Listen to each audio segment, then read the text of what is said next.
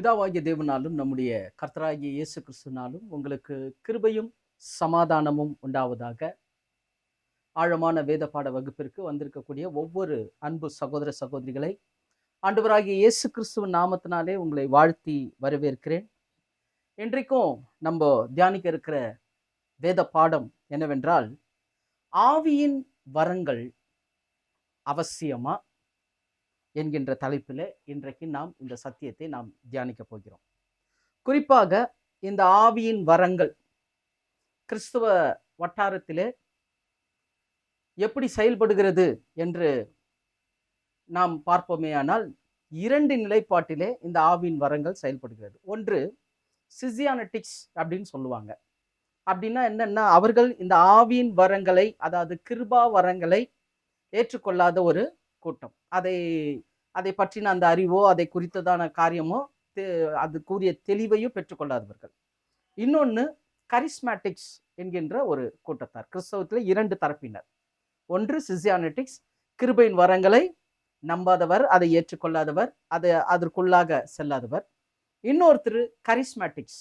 இவர்கள் கிருபையின் வரங்களை நம்புகிறவர்கள், கிருபையின் மூலமாய் வரக்கூடிய காரியங்களை நம்புகிறவர்கள், சத்தியத்தின் அடிப்படையில் சொல்லப்படுகிற காரியங்களை ஏற்றுக்கொள்ளுகிறவர்கள். இப்போ இன்றைக்கு நம்ம தியானிக்கிற இந்த காரியம் ஆவியின் வரங்கள். இந்த 9 வரங்களை குறித்து நம்ம இன்னைக்கு பார்க்க போறதுல ஒரு இன்ட்ரோடக்ஷனா, ஒரு அறிமுக உரையாக இன்றைக்கு உங்கள் மத்தியில ஆவியின் வரங்கள் அவசியமா என்ற தலைப்பில் உங்கள் மத்தியில் இந்த செய்தியை வைக்க போறேன். இதற்கு ஆதாரமாக 1 கொரிந்தியர் 12ஆம் அதிகாரம் 1வது வசனம். 1 கொரிந்தியர் 12:1. அன்றியும் சகோதரரே, ஆவிக்குரிய வரங்களை குறித்து நீங்கள் அறியாதிருக்க எனக்கு மனதில்லை. அப்போஸ்தலனாகிய பவுல் சபைக்கு எழுதும் போது தெளிவாக எழுதுகிறார், ஆவிக்குரிய வரங்களை குறித்து நீங்கள் அறியாதிருக்க எனது மனதில்லை. அப்ப என்ன சொல்ல வர்றாரு? சபை ஆவியின் வரங்களை அறிந்து கொள்ள வேண்டும்.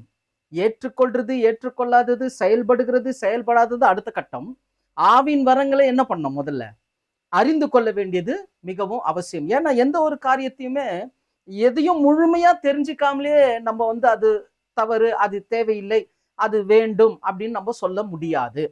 ஸோ இன்றைக்கு நான் முதலாவதாக ஆவியின் வரங்களை குறித்து இருக்கக்கூடிய சில தவறான கருத்துக்களை முதலில் உங்கள் மத்தியில் நான் வைத்து, பிற்பாடு ஒரு 3 கேள்விகளின் அடிப்படையில் உங்கள் மத்தியில் நான் இந்த செய்தியை கொண்டு போக விரும்புகிறேன். முதலாவது வரங்களை குறித்த ஒரு தவறான கருத்துக்கள் என்ன அப்படின்னு பார்த்தீங்கன்னா, ஆவிக்குரிய வரங்கள் என்பது ஒரு ஆவிக்குரிய ஆசீர்வாதம். இப்ப இந்த ஆவிக்குரிய ஆசீர்வாதம் அல்லது ஆவிக்குரிய வரங்கள் எல்லாருக்கும் கிடைக்காது, சிலருக்கு மட்டும்தான் என்கின்ற ஒரு கூற்று கிறிஸ்தவர்கள் மத்தியில உண்டு. ஆவியின் வரம் என்பது பலருக்கு கிடையாது, சிலருக்கு மட்டும்தான் உண்டு என்று சொல்லுகிறார்கள். ஆனா நீங்க வேதத்தை அடிப்படையில பார்க்கும்பொழுது சங்கீதம் 68ஆம் அதிகாரம் 18வது வசனங்களை வாசிங்களா. சங்கீதம் 68:18. தேவரீர் உன்னதத்திற்கு ஏறி. கர்த்தராகிய இயேசு கிறிஸ்துவை குறித்து சொல்லப்பட்ட ஒரு தீர்க்க தரிசனமான ஒரு வசனம் அங்க சொல்லப்பட்டிருக்கு. தேவரீர் உன்னதத்திற்கு ஏறி சிறைப்பட்டவர்களை சிறையாக்கி கொண்டு போனீர். தேவனாகிய கர்த்தர் மனுஷருக்குள் வாசம் பண்ணும் பொருட்டு. நல்லா கேட்டுங்க. தேவனாகிய கர்த்தர் மனுஷருக்குள் வாசம் பண்ணும் பொருட்டு துரோகிகளாகிய மனுஷர்களுக்காகவும் வரங்களை பெற்றுக்கொண்டீர். கர்த்தராகிய இயேசு கிறிஸ்து மரித்து உயிர்த்து உன்னதத்திற்கு சென்று சிறைப்பட்டவர்களை சிறையாக்கி கொள்றது. முன்ன பாவத்துல சிறையாயிருந்தோம், இயேசு கிறிஸ்துவை ஏற்றுக்கொண்ட பிறகு அவருக்கு நீதிக்கு நாம் அடிமையாக மாறுகிறோம். இப்படி மாற்றி தேவன் வாசம் செய்யும்படி செய்வதற்கு கர்த்தராகிய இயேசு கிறிஸ்து தேவனிடத்திலிருந்து என்ன பெற்றுக்கொண்டாராம்? வரங்களை பெற்றுக்கொண்டாராம். இப்போ வரங்கள் யார் கையில இருக்குதுன்னு இந்த வசனம் தீர்க்க தரிசனமா சொல்லப்பட்டிருக்கு. கர்த்தராகிய இயேசு கிறிஸ்துனுடைய கரங்களில் இருக்கிறது. அவருக்கு பெற்றுக்கொண்டீர் அப்படின்னு இந்த வசனம் முடிகிறது. சரிங்களா? தொடர்ந்து நம்ம பார்க்கும்போது இன்னும் நமக்கு கிளியரா தெரியும். அதனாலதான் சபைக்கு சொல்லும் போது அப்போஸ்தலனாகிய பவுல் எபேசியர் 1ஆம் அதிகாரம் 3-4 வசனங்களை வாசிங்களேன். எபேசியர் 1ஆம் அதிகாரம் 3-4. நம்முடைய கர்த்தராகிய இயேசு கிறிஸ்துவின் ஆ, பிதாவாகிய தேவனுக்கு ஸ்தோத்திரம். ஸ்தோத்திரம். அவர் கிறிஸ்துவுக்குள் அவர் கிறிஸ்துவுக்குள் உன்னதங்களில் உன்னதங்களில் ஆவிக்குரிய சகல ஆசீர்வாதத்தினாலும் ஆவிக்குரிய சகல ஆசீர்வாதத்தினாலும் நம்மை ஆசீர்வதித்திருக்கிறார். எத்தனை பேர் ஆமீன் சொல்றீங்க? அப்போ இயேசு கிறிஸ்துவுக்குள் தேவன் நம்மை ஆவிக்குரிய சகல ஆசீர்வாதத்தினால என்ன பண்ணியிருக்கிறாரா? ஆசீர்வதித்திருக்கிறார்னா அப்ப நல்லா புரிஞ்சுங்க, ஆவிக்குரிய காரியங்களா இருக்கக்கூடிய ஆவியின் கனிகளானாலும் சரி, ஆவியின் வரங்களானாலும் சரி, பரிசுத்த ஆவியானாலும் சரி, இது சிலருக்கு பலருக்குன்னு சொல்ல முடியாது. அவருடைய சித்தத்தின்படி அனைவருக்கும் உண்டு. அதை பெற்றுக்கொள்வது, அதை அறிந்து அதன் அடிப்படையில கேட்டு பெற்றுக்கொள்ளக்கூடிய வாஞ்சை உள்ளவர்கள் அதை பெற்றுக்கொள்ளலாம். விளங்குதுங்களா? அதனால இவருக்கு தான் இருக்கு அவருக்கு தான் இல்லைன்றத சொல்ல முடியாது. தேவனுடைய சித்தம், தேவன் நமக்குள் வாசம் பண்ணும்படியாக இயேசு கிறிஸ்து இந்த வரங்களை பெற்றுக்கொண்டார். அவருக்கு சித்தமானவனுக்கு அதை நிச்சயமா என்ன பண்ணுவாரு? கொடுப்பார். சரி, இன்னொரு தவறான கூற்று என்னன்னு பாத்தீங்கன்னா, மோஸ்ட்லி பைபிள் ஸ்டூடெண்ட் சொல்ற ஒரு கூற்று, யெகோவாவின் சாட்சிகள் சொல்லுகிற கூற்று என்னவென்றால், அப்போஸ்தலருடைய நாட்கள்ல இந்த வரங்கள் இருந்தது, தற்காலத்துல இந்த வரங்கள் முடிந்து விட்டது, ஒரு காலகட்டத்துல வரங்கள் மாறிவிட்டது அப்படின்ற ஒரு கூற்று யெகோவாவின் சாட்சிகள் சொல்வது உண்டு. கொஞ்சம் நீங்க ஆராய்ச்சி பார்த்தீங்கன்னா, இந்த வேதத்தின் அடிப்படையில பார்க்கும்போது அவங்க சொல்ற எதை வச்சு அவங்க சொல்றாங்க அப்படின்னு பாத்தீங்கன்னா, 1 கொரிந்தியர் 12ஆம் அதிகாரம் 31வது வசனம். 1 கொரிந்தியர் 12:31. இப்படி இருக்க முக்கியமான வரங்களை நாடுங்கள், முக்கியமான வரங்களை நாடுங்கள், இன்னும் அதிக மேன்மையான வழியை உங்களுக்கு காண்பிக்கிறேன். இப்போ இந்த 12ஆம் அதிகாரத்துல ஆவியின் 9 வரங்களை குறிச்சு பவுல் பேசிக்கிட்டே வந்துட்டு கடைசி வசனத்துல விதமா சொல்றாரு, முக்கியமான வரங்களை நாடுங்கள், இன்னும் அதிக மேன்மையான வழியை உங்களுக்கு காண்பிக்கிறேன். இன்னும் அதிக மேன்மையான வழியை உங்களுக்கு காண்பிக்கிறேன்னு சொல்லிட்டு 13ஆம் அதிகாரத்துல அன்பை குறிச்சு பேசுறாரு. அது நமக்கு எல்லாருக்கும் தெரிந்த ஒரு காரியம் தான். 13ஆம் அதிகாரத்துல அன்பை குறிச்சு பேசுறாரு. 13ஆம் அதிகாரத்துல 8, 9, 10 வாசிங்க பாப்போம். அன்பு ஒரு காலம் ஒழியாது. நல்ல கவனிங்க, அன்பு ஒரு காலம் ஒழியாது. தீர்க்க தரிசனங்கள் ஆனாலும் ஒழிந்து போம். தீர்க்க தரிசனங்கள் ஆனாலும் ஒழிந்து போம். அந்நிய பாஷைகள் ஆனாலும் ஓய்ந்து போம். அறிவானாலும் ஒழிந்து போம். நம்முடைய அறிவு குறைவுள்ளது. நாம் தீர்க்க தரிசனம் சொல்லுதலும் குறைவுள்ளது. நிறைவானது வரும்போது, நல்ல கவனிங்க, நிறைவானது வரும்போது குறைவானது ஒழிந்து போம். மோஸ்ட்லி இந்த ஒரு வசனத்தை வச்சுக்கிட்டு என்ன சொல்லிட்டாங்கன்னா, 12ஆம் அதிகாரத்துல சொல்லப்பட்ட 9 வரங்களும் பிற்பாடு அன்ப 13ஆம் அதிகாரத்துல சொல்லும் போது இதுதான் அன்புதான் முக்கியமே தவிர வரங்கள் அவசியம் அல்ல. ஏன்னா அங்க என்ன சொல்லப்பட்டிருக்கு? தீர்க்க தரிசனங்களானாலும் ஒழிந்து போம், அந்நிய பாஷைகளானாலும் ஒழிந்து போம், அறிவானாலும் ஒழிந்து போம் அப்படின்னு சொன்னதுனால, சோ இதை வச்சுக்கிட்டு ஒரு குறிப்பிட்ட காலகட்டத்துல வரங்கள் என்ன பண்ணிடும்? ஒழிஞ்சிரும். அப்போஸ்தலர் நாட்கள்ல நடந்தது, பிற்காலங்களில அது மாறிவிட்டது அப்படின்னு சொல்றது உண்டு. ஆனா இதே பவுல் இன்னொரு இடத்துல சொல்றாரு, ரோமர் 11ஆம் அதிகாரம் 29வது வசனம். ரோமர் 11:29. தேவனுடைய கிருபை வரங்களும், நல்ல கவனிங்க, தேவனுடைய கிருபை வரங்களும் அவர்களை அழைத்த அழைப்பும் மாறாதவைகள். அப்ப இங்க தேவனுடைய கிருபை வரங்கள் என்ன ஆகாதா? மாறாதவைகள். ஆமென். அப்ப நல்லா புரிஞ்சுங்க, இந்த ஒரு வசனத்தை மாத்திரம் வச்சுட்டு நம்ம என்ன சொல்லிட முடியாது? வரங்கள் எல்லாமே முடிஞ்சிடுச்சு அப்படின்னு நம்ம சொல்ல முடியாது. ஏன்னா 13ஆம் அதிகாரத்துல அவர் பவுல் டிக்ளேர் பண்ணாலும் 14ஆம் அதிகாரம் 1வது வசனத்துல என்ன சொல்றாரு மறுபடியும் கவனிக்கணும். 1 கொரிந்தியர் 14:1 வாசிங்க.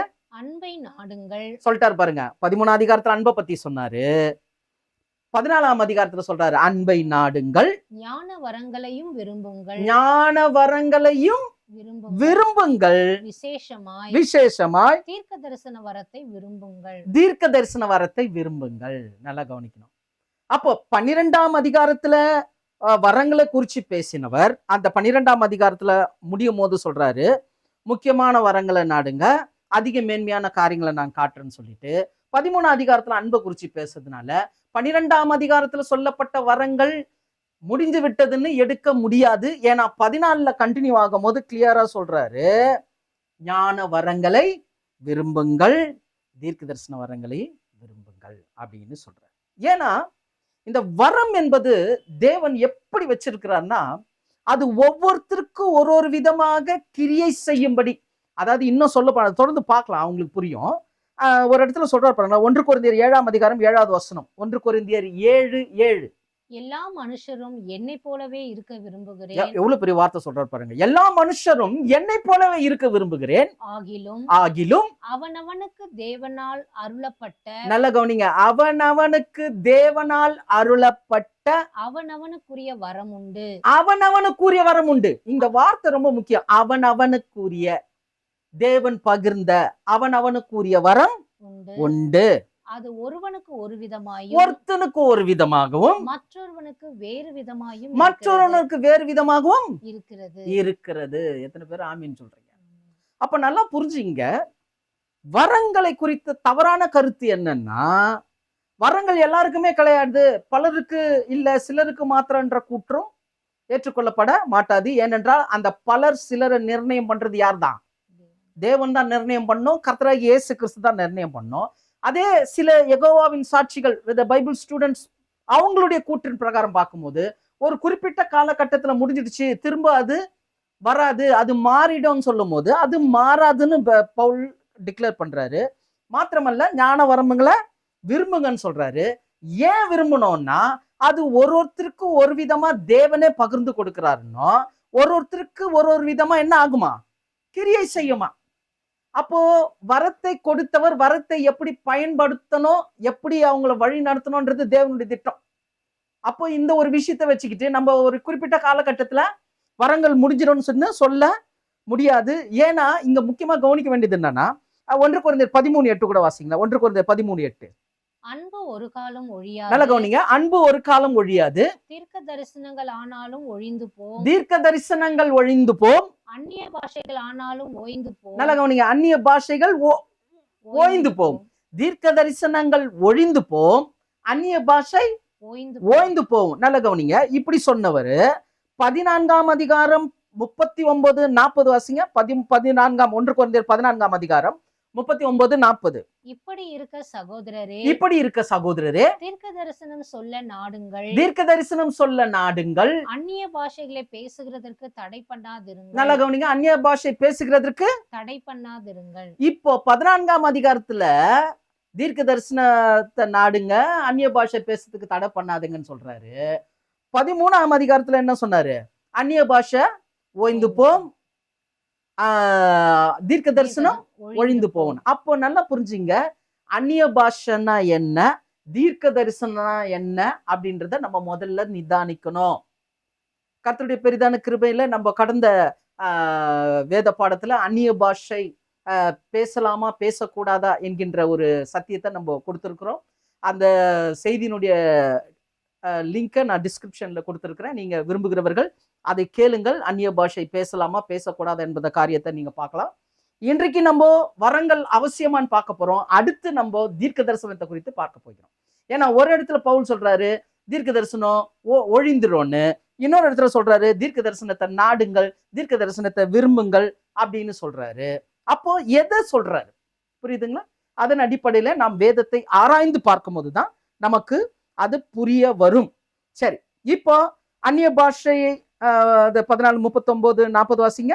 இப்படி இருக்க சகோதரரே, தீர்க்க தரிசனம் சொல்ல நாடுங்கள், அந்நிய பாஷைகளை பேசுகிறதற்கும் தடை பண்ணாதிருங்கள். சகலமும், நல்ல கவனிங்க, சகலமும் நல்லொழுக்கமாயும் கிரமமாயும் செய்யப்படும். பேசு, நாடு, ஆனா பர்ஃபெக்ஷன், நல்லொழுக்கமும் கிரமமுமாய் செய்யப்பட கடவுது. அப்போ அந்நிய பாஷைக்குரிய நல்லொழுக்கமான கிரமமான காரியம் என்னன்றதை பார்க்கணும். தீர்க்க தரிசனத்துக்குரிய நல்லொழுக்கமான கிரமமான காரியம் என்னன்றதை பார்க்கணும். தேவனுக்கு சித்தமானால் நம்ம அந்நிய பாஷை பார்த்துருக்கோம், அதை நீங்க கேட்டிருப்பீங்கன்னு விசுவாசிக்கிறேன். வருகிற நாட்களில் தீர்க்க தரிசனத்தை குறித்து நம்ம பார்க்கலாம். அப்போ நல்லா புரிஞ்சுங்க, நம்ம ஒரு விஷயத்தை தெளிவா தெரிஞ்சிக்காம இவ்வளவுதான் சொல்லிட்டு நம்ம என்ன பண்ணிடக்கூடாது, தீர்மானம் பண்ணிவிடக் கூடாது. ஏனென்றால் வேதம் ஒரு வெளிச்சம். அது நீதிமானுடைய, ஒரு இடத்துல சொல்றா இல்லையா, நீதிமானுடைய பாதை பட்ட பகலை விட என்ன ஆகுதுங்களா? எப்படி அந்த முதல்ல காலையில வர சூரியனுடைய வெளிச்சமும் மதியத்துல வர சூரியனுடைய வெளிச்சமும் கொஞ்சம் இன்க்ரீஸ் ஆகுது. அறிவும் அப்படிதான். கடைசி நாட்கள்ல மனுஷன் அங்கு இங்கும் ஓடி ஆராய்வான்னு சொல்லி வசனம் தெளிவா சொல்லுது. இப்போ இந்த காலகட்டத்துல சத்தியத்தின் அறிவை நம்ம பெற்றுக்கொள்ளும் போது அந்த அறிதல்ன்றது ரொம்ப முக்கியம். அதனாலதான் பவுல் தெளிவா ஒரு இடத்துல சொல்றாரு பாருங்க, 1 கொரிந்தியர் 8ஆம் அதிகாரம் 2:3. 1 கொரிந்தியர் 8ஆம் அதிகாரம் 2:3. ஒருவன் தான் ஏதேனும் ஒன்றை அறிந்தவன் என்று எண்ணிக்கொள்வானானால், நல்லா கவனிங்க, ஏதேனும் ஒன்றை நான் அறிந்து கொண்டவன் என்று எண்ணிக்கொள்வானே ஆனால், ஒன்றையும் அறிய வேண்டிய பிரகாரமாக அவன் இன்னும் அறியவில்லை. பாத்தீங்களா? ஏதேனும் எனக்கு இது தெரியும் அப்படின்னு நான் நினைச்சுக்கிட்டா தெரிய வேண்டிய விதத்துல நான் என்ன பண்ணலையா? அறியவில்லை. ஆமா, தெரிஞ்சுக்கல. வாசிங்க. தேவனில் அன்பு கூறுகிறவன் எவனோ, ஆனா தேவனிடத்தில் அன்பு கூறுகிறவன் எவனோ அவன் தேவனால் அறியப்பட்டிருக்கிறான். பாத்தீங்களா? தேவனால் அறியப்பட்டிருக்கிறான்னு இருக்குதுங்களா? அது இன்னொரு மொழிபெயர்ப்புல டிஎன்டி டிரான்ஸ்லேஷன் டு த டிரான்ஸ்லேட்டர்ல அதுல இங்க எப்படி வருதுன்றது அதை தமிழாக்கம் பண்ணியிருக்க பாருங்க. அதை வாசிங்க. ஆனால் தேவனை நேசிப்பவர்கள் தாங்கள் தேவனுக்குரியவர்களாய் இருக்கும்போது தேவனால் அறிந்து கொள்வார்கள். ஆமென். தேவனால் அறிந்து கொள்வார்கள். அப்ப நல்லா புரிஞ்சுக்கணும், அறிந்தவன் என்று எண்ணிக்கொள்ளுகிறவன் எவனானாலும் தேவனால் என்ன பண்ணணும்? அறிஞ்சுக்கணும். எனக்கு தெரியும் இவ்வளவுதான் அப்படின்னு நம்ம எந்த ஒரு விஷயத்தை என்ன பண்ணக்கூடாதுங்க? டிக்ளேர் பண்ணக்கூடாது. அப்ப புரிஞ்சுக்குங்க, அறிந்து கொள்ளுகிறவன் அறிய வேண்டிய பிரகாரமாக அறிய வேண்டும். அப்படி இல்லைன்னா தேவனை சார்ந்து இருக்கும்போது தேவனே அவர்களுக்கு அறிவிப்பார். எந்த காரியமா இருந்தாலும் இதன் அடிப்படையில தான் நம்ம போனோம். சரி, இப்போ வரங்களை குறித்த தவறான கருத்துக்களை நம்ம பார்த்தோம். இப்போ இன்னொரு கேள்வியை ஆதாரமா வைத்து நம்ம போலாம். என்னன்னா, வரங்கள் என்றால் என்ன? ஆவியின் வரங்கள் என்றால் என்ன? அதை நம்ம பார்க்கணும். பாருங்க, இந்த ஆவியின் வரம் அப்படின்றது மூல மொழியில நியூமேட்டிகோஸ் கரிஷ்மா அப்படின்னு சொல்றாங்க. நியூமேட்டிகோஸ் கரிஷ்மா அப்படின்னு சொல்றாங்க. இந்த நியூமேட்டிகோஸ் கரிஷ்மா அப்படின்றதுக்குரிய சரியான தமிழாக்கம் என்னன்னு பாத்தீங்கன்னா, நம்முடைய ஆவியில், அதாவது உள்ளான மனுஷனில் தேவனுடைய ஆளுகைத்துவம் தான் வரம். நம்முடைய ஆவியில் தேவனுடைய ஆளுகைத்துவம் வரம். புரியுதுங்களா? அப்போ தேவன் நமக்குள்ளாக, உள்ளான மனுஷனுக்குள்ளாக தம்முடைய வல்லமையை அனுப்பி செயல்பட வைக்கிறார், ஆளுகை செய்கிறார். அவரோட ஆளுகைத்துவத்துக்கு ஏத்த மாதிரி இந்த ஆவி உள்ளான மனுஷன் செயல்படுது பாருங்க. அதுதான் அந்த செயல்பாட்டை தேவன் நடத்துறாரு பாருங்க. அதுக்கு பேர் தான் வரம். அதுக்கு பேர் தான் வரம். இன்னும் புரிஞ்சுக்கிற மாதிரி சொல்லணும்னா, தேவன் கிருபையாக கிறிஸ்துவின் குணாதிசயத்தை நம்மில் வெளிப்படுத்தும்படி கொடுக்கப்படும் ஆவியின் ஆளுகைத்துவம் வரம். பிதாவாகிய தேவன் தம்முடைய குமாரனை போல நீங்களும் நானும் மாறணுன்றதுக்காக அவர் என்ன பண்றாராம்?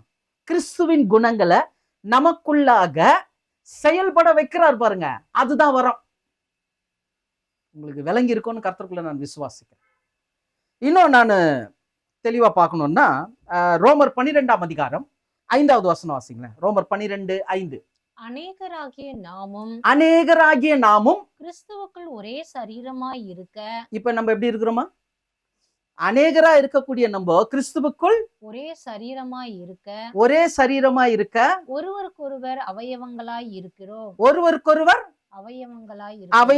இருக்கிறோம். 6வது வசனம். நமக்கு அருளப்பட்ட கிருபையின்படியே, நல்லா கவனிங்க, நமக்கு அருளப்பட்ட கிருபையின்படியே நாம் வெவ்வேறான வரங்கள் உடையவர்கள் ஆனபடியினாலே நம்மில் தீர்க்க தரிசனம் சொல்லுகிற வரத்தை உடையவன் விசுவாச பிரமாணத்துக்கு ஏற்றதாக சொல்ல கடவன். பாத்தீங்களா? இப்ப என்ன சொல்றாருன்னா, கிறிஸ்துவினுடைய சரீரத்துல நம்ம எல்லாம் அவயங்களா இருக்கிறோம். ஒவ்வொருத்தரும் ஒவ்வொரு அவயங்களா இருக்கிறோம். இந்த அவயங்கள், அப்போ வரங்கள் கூட இந்த அவயங்களுக்கு எப்படிதான் போகும்? வெவ்வேறான விதத்துல செயல்படும். அப்போ நல்லா புரிஞ்சுங்க, வரங்கள் என்றால் என்ன?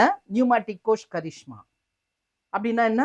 தேவன் தம்முடைய குமாரனுடைய செயல்பாட்டை அல்லது அவருடைய குணங்களை நமக்குள்ளாக வெளிப்படுத்துவது, வெளிப்படுத்தும்படியான ஆளுகைத்துவத்தின் வல்லமை தான் வரம். புரியுதுங்களா?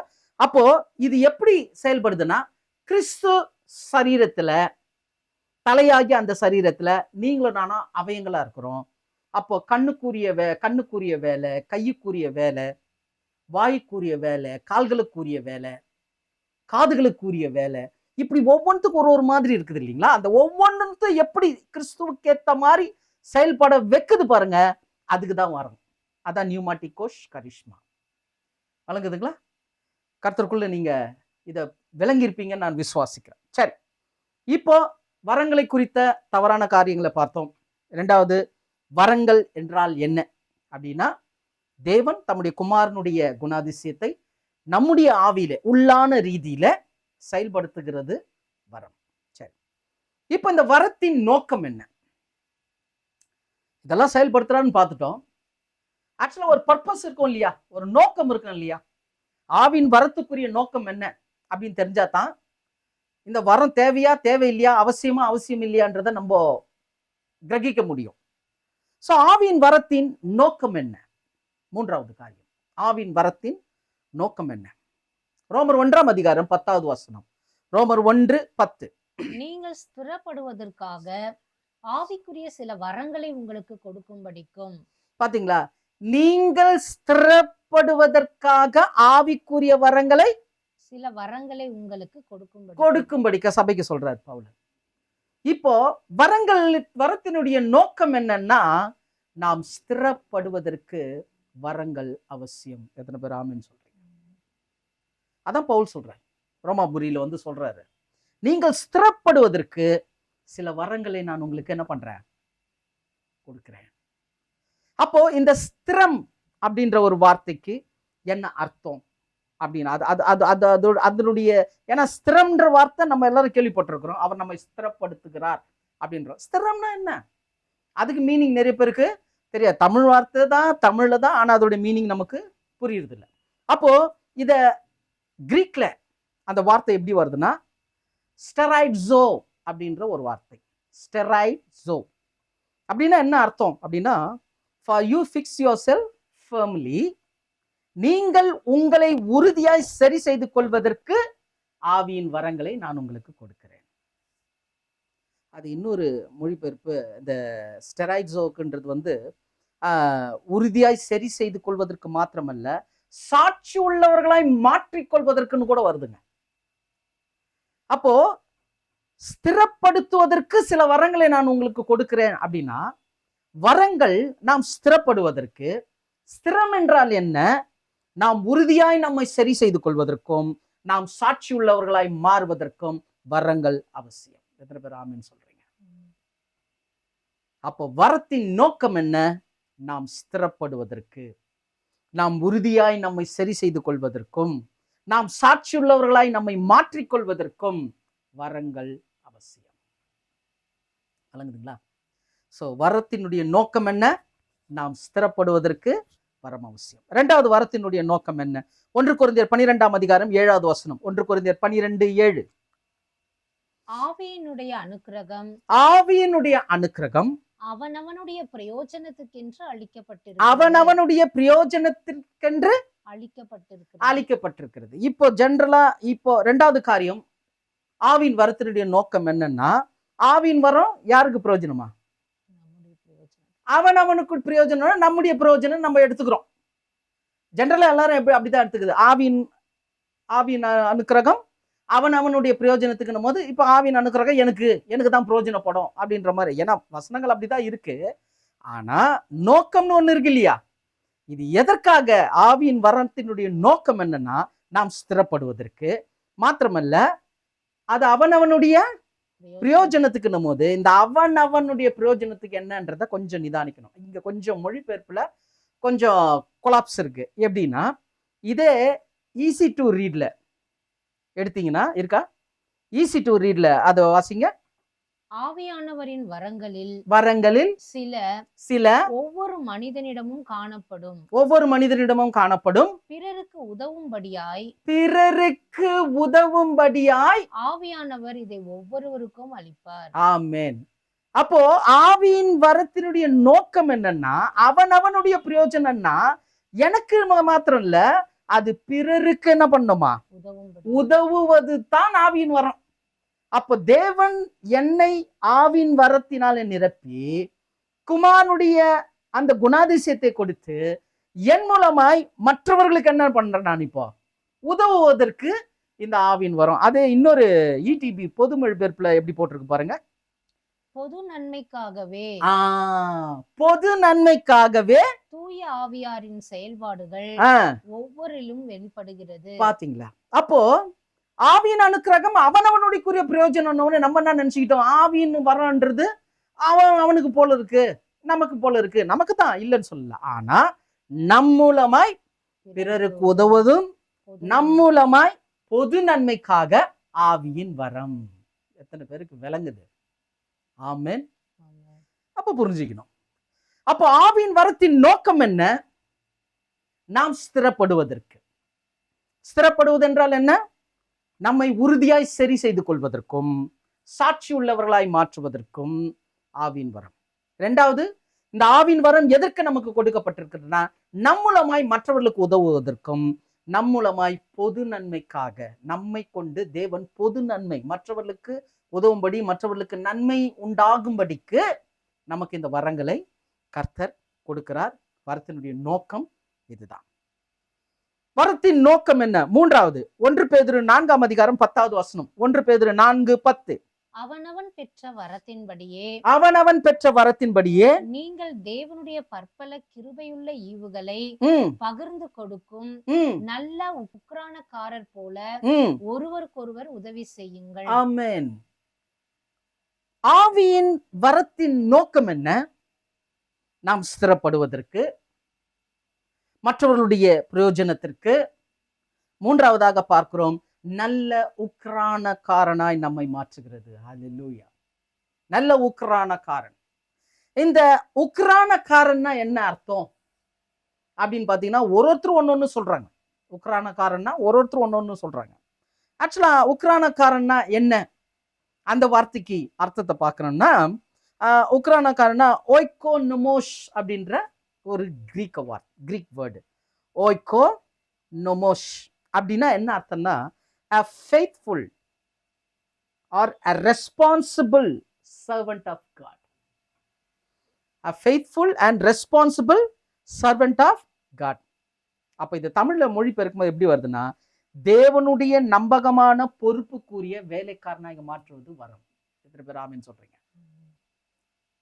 தேவனுடைய நம்பகமான பொறுப்புக்குரிய வேலைக்காரனாக நம்மை மாற்றுவது வரம். அப்ப வரம் முதல்ல எங்க ஆரம்பிக்குது? நல்ல கவனிங்க. ஸ்திரப்படுத்துகிறது. ஸ்திரப்படுத்துவது வரம். என்ன ஸ்திரப்படுத்துவது? நம்மை உறுதியாய் சரி செய்து கொள்வதற்கும் சாட்சி உள்ளவர்களாய் மாற்றுவதற்கும். இரண்டாவது, மற்றவர்களுக்கு உதவும்படி, பொது நன்மை. நம்மை கொண்டு தேவன் மற்றவர்களோடு கூட என்ன பண்றாரு? ஒரு அணுகுமுறை, மற்றவர்களுக்கு உதவுறது, பொது நன்மைக்காக பயன்படுத்துறாரு. மூன்றாவது பார்க்கிறோம், தேவனுக்கு நம்பகமான பொறுப்புக்குரிய வேலைக்காரனாக மாற்றுவார், நல்ல உக்ரானக்காரனாய் மாற்றுகிறார். அப்போ ஸ்திரப்படுத்தி ஃபைனல்ல ஒரு நல்ல ஒரு ஊழியக்காரனாக மாற்றுவது வரம். எத்தனை பேர் ஆமென் சொல்றீங்க? அப்ப பாருங்க, வரத்தினுடைய நோக்கம் என்னை உறுதியாய் நான் மாற்றிக்கொண்டு நான் சாட்சியுள்ளவனாய் மாறி மற்றவர்களுக்கு நான் பிரயோஜனப்படக்கூடிய ஒரு நல்ல உக்ரானக்காரனாய், நல்ல தேவனுடைய நம்பகமான ஒரு வேலைக்காரனாக என்னை மாற்றுவது வரத்தினுடைய நோக்கம். சரியா? வரத்தை குறித்த தவறான கருத்துக்களை பார்த்தோம். இரண்டாவது, வரம் என்றால் என்னன்னு பார்த்தோம். மூணாவது, வரத்தினுடைய நோக்கம் என்னன்றது ஒரு 3 காரியத்தை பார்த்தோம். இப்போ இந்த வரத்திற்குரிய தேவனுடைய திட்டம் என்ன? நோக்கம் பார்த்துட்டோம். ஒரு ஃபைனல் ஒன்று இருக்கு இல்லையா? அந்த திட்டம் என்ன? அதுதான் மெயின் கன்க்ளூஷன். இந்த வரம் எதற்குன்றதுக்குரிய ஒரு முடிவு அதுதான், தேவனுடைய அந்த திட்டம். அப்படி பார்க்கும்போது எபேசியர் 4ஆம் அதிகாரம் 7, 8, 9 வசனங்களை வாசிக்கலாம். எபேசியர் 4ஆம் அதிகாரம் 7, 8, 9.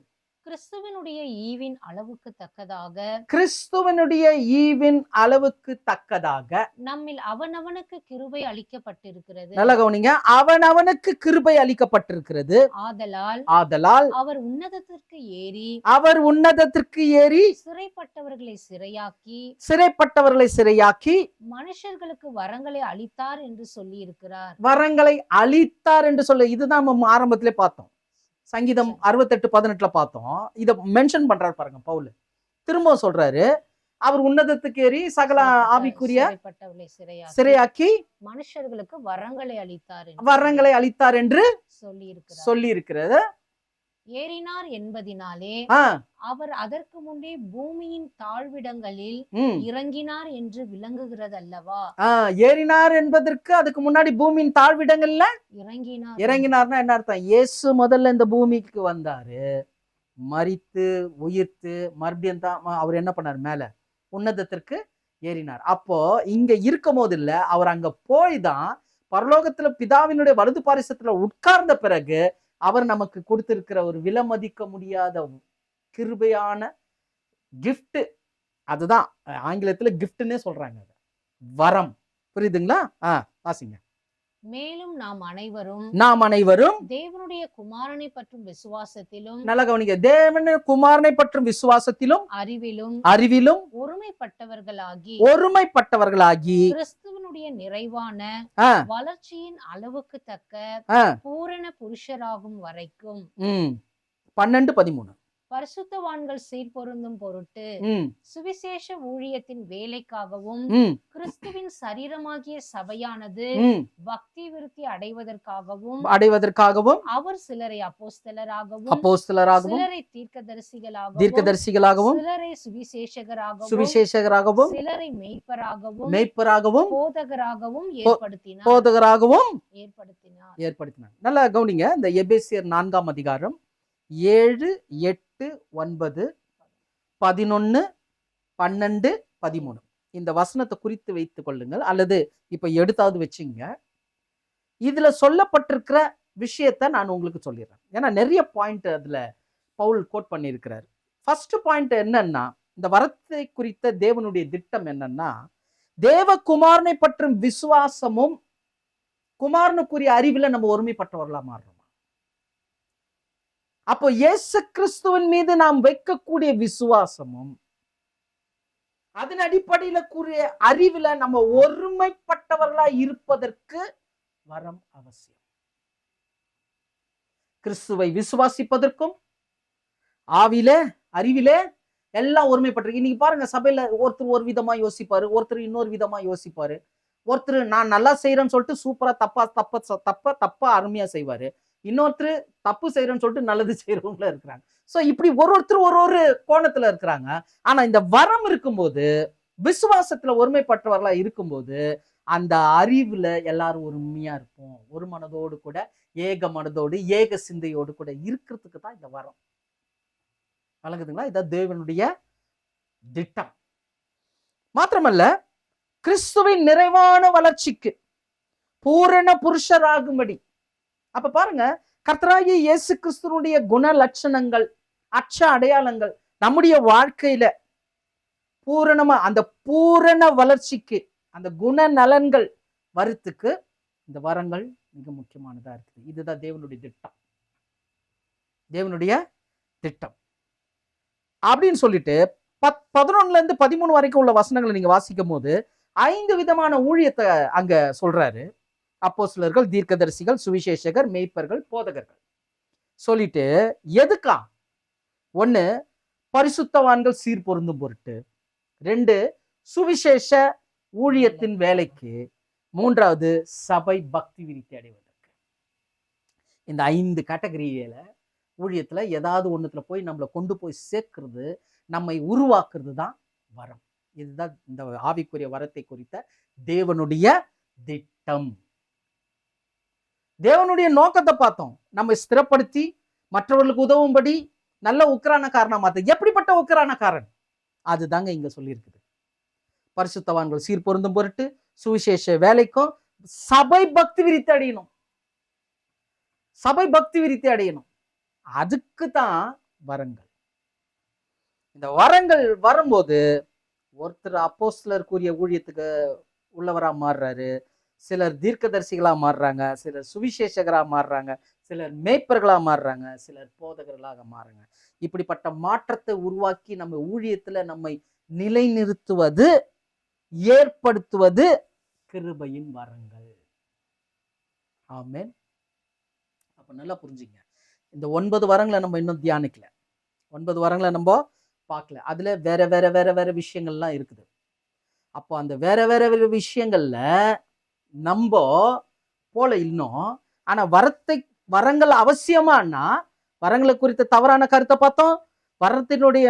ஆவியின் வரங்கள் என்றால் என்னன்னா, தேவன் நம்முடைய உள்ளான மனுஷன்ல நம்முடைய ஆளுகத்துவத்தை பயன்படுத்துறதுன்னு பார்த்தோம். கிறிஸ்துவின் சரீரத்துக்கு ஒப்பா நம்மளை மாத்துறாரு. அதே ஆவின் வரத்தின் நோக்கம் என்னன்னு பார்க்கும்போது நம்மளை ஸ்திரப்படுத்துறாரு, மற்றவங்களுக்கு பிரயோஜனம் உள்ளவனா மாத்துறாரு, நல்ல உக்ரானக்காரனா மாத்துறாரு. அப்ப தேவனுடைய திட்டம் என்னன்னு பார்க்கும்போது, குமாரனை பற்றி விசுவாசத்திலும் குமாரனுடைய பூரண வளர்ச்சியிலும் 5 விதமான ஊழியத்துல பரிசுத்தவான்கள் சீர்பொருந்தும் பொருட்டு, சுவிசேஷ வேலைக்கும் சபை பக்தி விருத்தி அடைவதற்கும் இந்த 5 ஊழியத்துல நம்மளை உருவாக்குவது வரம். அப்ப இது அவசியமா அவசியம் இல்லையா என்பதை நீங்கள் தீர்மானம் பண்ணிக்கொள்ளுங்கள். நம்ம இதுவரைக்கும் பார்த்த வசனம் எல்லாமே ஆவியின் வரங்கள் அவசியமா. நம்ம வேற வேற விஷயத்தை வச்சு நம்ம குழப்பிட்டு இருப்போம். அதுதான் 1 கொரிந்தியர் 8ஆம் அதிகாரம் 2-3 பார்த்தோம். நம்மளுக்கு அறிந்தவன் என்று நினைக்கிறவன் அறிய வேண்டிய விதத்துல நம்ம அறியல. ஆனா நம்ம தேவனை சார்ந்து இருந்தா தேவனே நமக்கு அறிவிப்பார். ஆமென். தேவனே நமக்கு அறிவிப்பார். ஆகையில எனக்கு அருமையானவர்களே, தேவனுக்கு சித்தமானால் வருகிற நாட்கள்ல நம்ம தீர்க்க தரிசனத்தை பார்க்கலாம். அந்நிய பாஷை குறித்து ஏற்கனவே நம்ம ஸ்டடி எடுத்திருக்கோம். அதை நீங்க கேளுங்க. நெக்ஸ்ட் நம்ம தீர்க்க தரிசனத்தை குறித்து பார்த்து அதன் பிற்பாடு அந்த 9 வரங்களை நம்ம பார்க்கலாம்.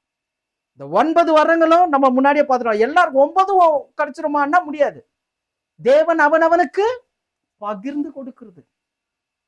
அப்ப எது முக்கியம் எது முக்கியம் இல்லை அதுன்றத அந்த இதுல நம்ம கற்றுக்கொள்ளலாம். எதுவுமே தெரிஞ்சுக்காம இல்ல அது முடிஞ்சிடுச்சுன்னு நம்ம சொல்ல கூடாது, சொல்லவும் முடியாது. அது தவறு. வசனத்தின் அடிப்படையா கடைசியா ஒரு வசனத்தை வாசித்து முடிக்கலாம். 1 கொரிந்தியர் 12ஆம் அதிகாரம் 31வது வசனம். 1 கொரிந்தியர் 12:31. இப்படி இருக்க முக்கியமான வரங்களை நாடுங்கள். முக்கியமான வரங்களை அப்ப என்ன முக்கியமான வரங்கள்? அந்த 12 காரியத்துல எது நமக்கு முக்கியமோ அதை என்ன பண்ணுமா நம்ம நாடணும். இன்னும் அதிக மேன்மையான வழியை உங்களுக்கு காண்பிக்கிறேன். பவுல் சொல்றாரு, இன்னும் அதிக மேன்மையான வழியை உங்களுக்கு காண்பிக்கிறேன். ஆகையினால் சகோதர சகோதரிகளே, ஆவின் வரங்கள் அவசியமா என்ற இந்த தலைப்பில் இந்த செய்தியை கேளுங்கள். இன்னும் வருகிற நாட்களில் இன்னும் அநேக ஆழமான சத்தியங்களை நம்ம இந்த ஸ்டடி மூலமாக நம்ம கொண்டு வருவோம். ஒருவேளை இந்த சேனலை நீங்க முதல் முறையாய் பார்ப்பீர்களே ஆனால் தயவு செய்து இதை சப்ஸ்கிரைப் செய்து கொள்ளுங்கள். அந்த பெல் ஐக்கானை டச் பண்ணிக்கோங்க. தொடர்ந்து நாங்கள் வெளியிடும் எல்லா ஆழமான வேத பாடமும் உங்களுக்கு வந்தடையும். நீங்கள் கேட்டு பயன்பெறுங்கள். மற்றவர்களோடு கூட பகிர்ந்து கொள்ளுங்கள். வருகிற நாட்களில் இன்னும் ஆழமான காரியங்களை தேவன் நமக்கு இந்த சேனல் மூலமாக நம்ம வெளிப்படுத்துவாராக. கர்த்தர் தாமே உங்கள் ஒவ்வொருவரையும் ஆசீர்வதிப்பாராக. ஆமென். ஆமென்.